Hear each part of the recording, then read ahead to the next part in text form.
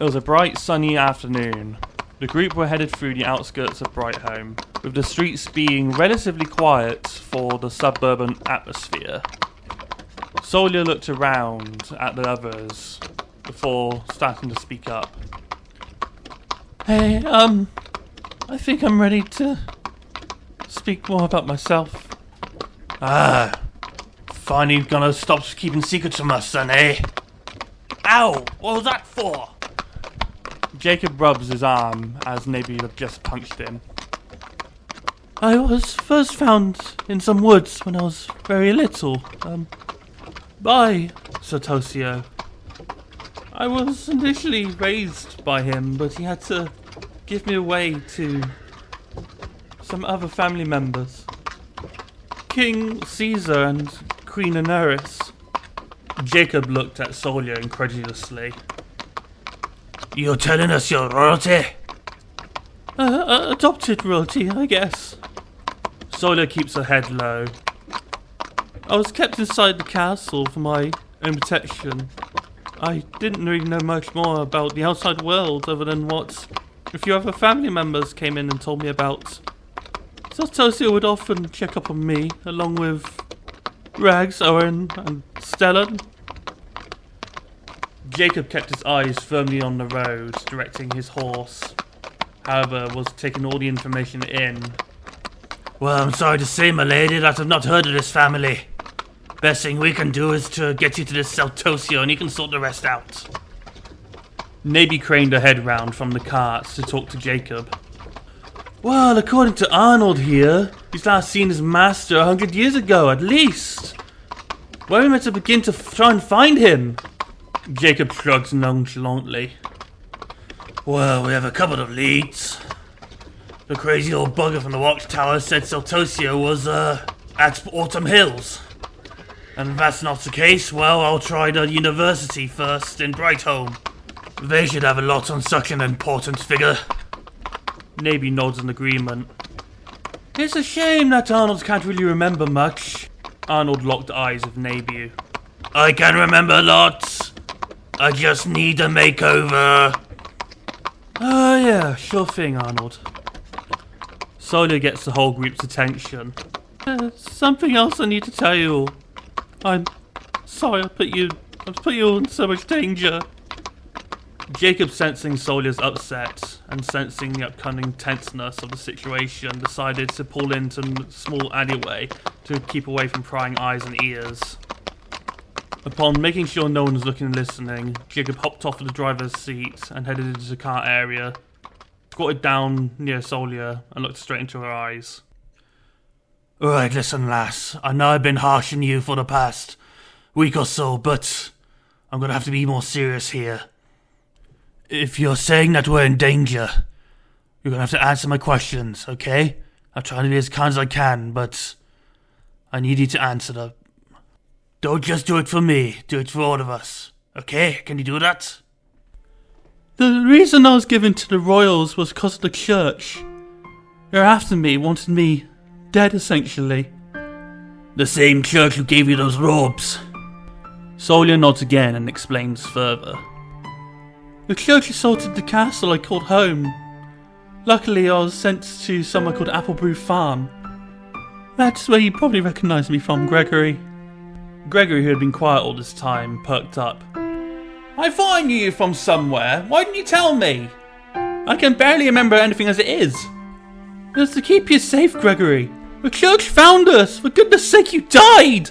Gregory's face contorted as memories started flooding back, reminded of his past. He sat, stunned in silence, wishing to be alone. Okay, hush now. Don't worry. You're in safe hands here in the Empire. The church is all the way over in Godgarten. It's a continent over, so you don't need to worry. I thought you sort of knew that when you travelled here, but... continue. And the remainder of what I know, I was locked in a dungeon and they... Jacob's face contorted into a hateful scowl, as the implication of what she was trying to say made itself all too clear. Jacob quickly eyed Nabi to motion her to give Sawyer a hug. Nabi quickly obliged as her motherly instincts kicked in. Gregory, he slowly caught on, his face contorted into disgust. Alright, I get it. Sniff now, okay? Those blasted maniacs over in Godgarten can't hurt you here, alright? Are you okay to answer a couple more questions? You can stop if you want. After recuperating, Solia obliged to answer more questions. Okay. Do you have any idea why they would do this to you? Solia shook her head. What about you, Gregory? Have any idea why? I was a farm boy all my life. I wouldn't have heard much from the common folk, unfortunately. Arnold, you're Sir Tosia's bodyguard, aren't you? Please tell me you remember something as to why. Negative, however my master will know. Of course he will. Alright, Solia, one more question and that'll be it. How does this Ashley Barebane fit into all this? He's a troublemaker that the church worships as a god. Has he done anything to you? Well, no, but he always caused mischief to my family. What do you mean by mischief? I'd really prefer not to say, but you get an idea of the watchtower. Okay, at least I can understand that. Crazy old kook. Jacob craned his head back. Well, we're near the main gates to the main city. Do you want to carry onwards? After a brief respite, the group agreed to head into the city.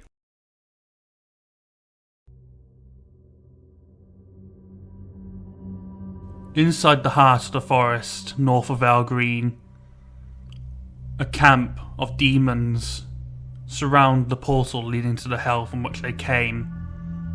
It was dark, way too dark for what it should have been inside the forest, from even which the horror-spawned demons felt unease.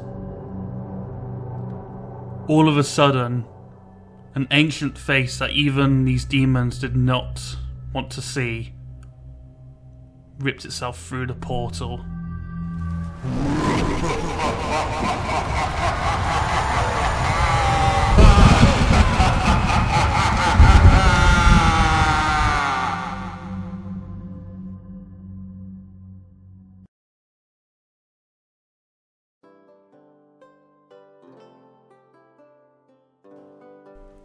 Upon entering the city, the group were surrounded by massive buildings made of round alcoves with statues in it, with white bricks and blue roofing, indicating the classic iconography of the city of Brightholme. The bustling streets of people headed to their classes or jobs paid little heed to the group. Bunting and banners of the Empire insignia were dotted all around the streets of Brightholme. Alright, Nabu, take these three away to do what you need to do. I need to go to the university to do some research myself. The group parked the car in the guarded alcove. As they started to depart, the guard exclaimed in alarm, What in all the Primeheim is that? The guard started to draw his weapon towards Arnold. No, he's with us, he's not a demon, he's a machine. After a brief discussion with the guard, the group departs and splits off, knowing to not cause any trouble, as the eyes of the city soldiers are now on them. Matthew sits at his counter, bored out of his mind, when suddenly the bell rings at his door. Nabu! It's been such a long time! The rare half-elf cheered in delight. Hi, Matthew! Long time no see! I got 3 people in need of new clothes. After Nabu warns Matthew to brace himself, she introduces Solia, Gregory and Arnold. Ooh, you 3 are colourful characters, I like it! I think you should find all you need in the theatre section at the back. Have a look around, I'm sure you'll find something of good fit. The 3 head out to the back, with Arnold looking around like a kid in a candy shop. So, Nabu, he's tall, dark and scary then? Nabu looks back at Matthew, puzzled. What, do you mean Arnold? Why, yes! Quite a, different, I should say, character to be hanging around with. Don't you agree? Tell me about it. Wherever he goes, we all get stared at. Have to keep him out of trouble, you see. Well, any friend of yours is a friend of mine. Say, talking of friends, where's your friend Jacob? Aren't you two meant to be on, a holiday or something? Sightseeing? Well, we were, but, have to help these 3 out, you see. That we're done and had to be back on holiday, I suspect. Oh, Nabu, you're always helping other people. You need to get time to yourself, honey. Nabu struggles to retort when the both of them was cut off by Gregory entering the scene again. Sorry to bump in, but I've seen some clothes I like. However, I've got these, Gregory waves his 2 extra arms in front of his chest to demonstrate his predicament. No worries, my friend. Go get the clothes you like and I'll get them tailor-made for those, extra appendages. Gregory starts to head off out the back again whilst Matthew gets his tailoring equipment. Ooh, just thought, maybe you might be interested to hear this. Brighton's about to open a spellcraft school. I might go there myself. I've also heard Longdown has begun constructing another spellcraft school. If you're ever there and interested in looking at it. Oh, thanks, Matthew. That's really handy to know. Oh, by the way, how much would those clothes be?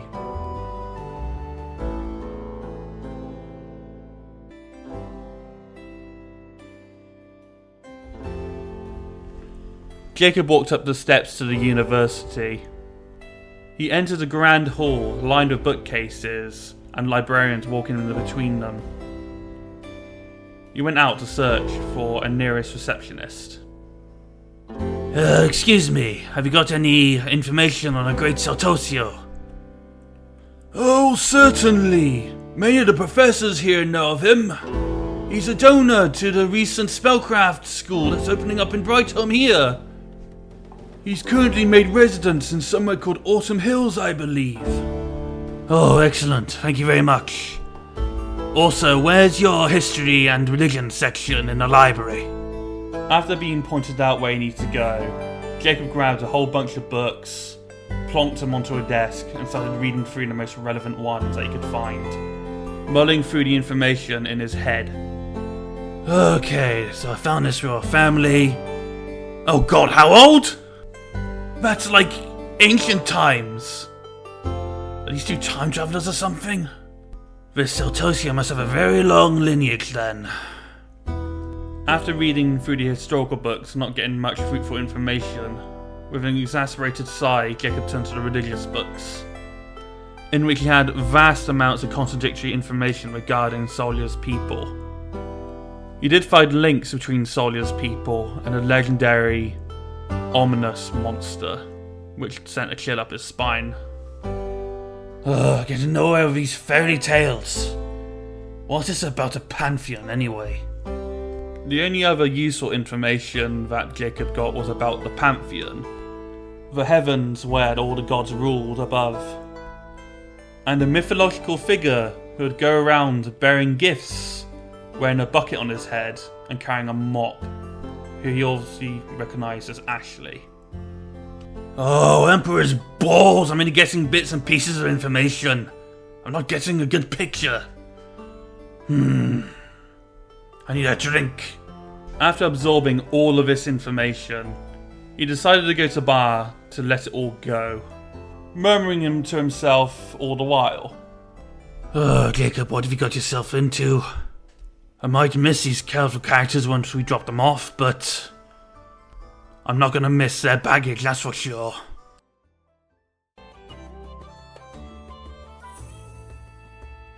Nabi had tracked down Jacob in a bar next to the university. She looked initially annoyed, however was relieved upon finding out that Jacob only had 1 drink so far. I should have known you would have been in here. Anyway, did you manage to find out much at the university? Jacob shook his head wearily. All I found out was fantasy gobbledygook. Only real useful information I found out is, our acquaintances are probably thousands of years old. And that Solia is somehow linked to the Dark Lord himself. Nabi tilted her head confusingly.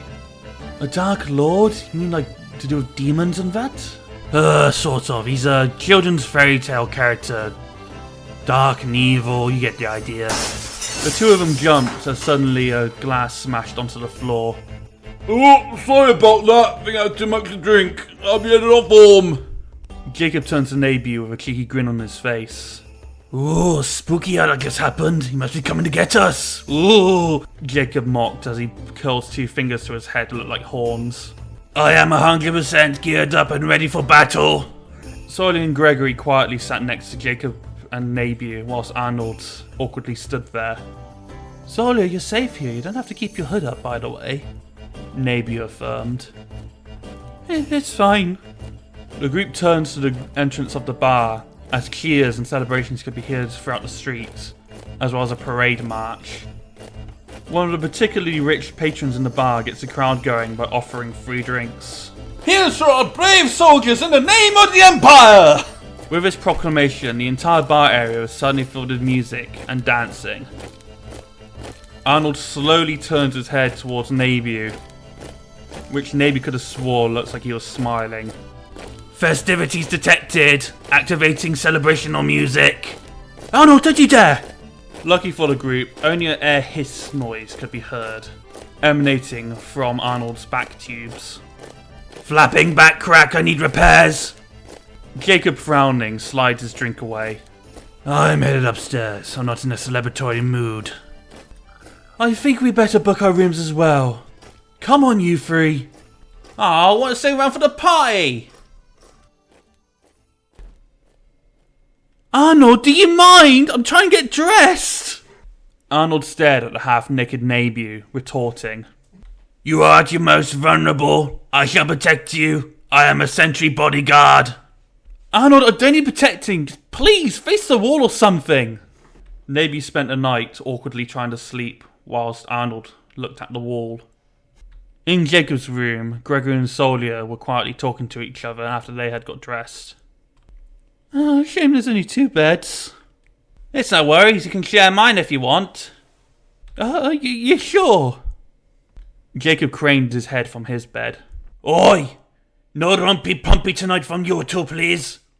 The 3 of them slept peacefully throughout the night, with Sawyer emitting a slightly pinkish hue across her face.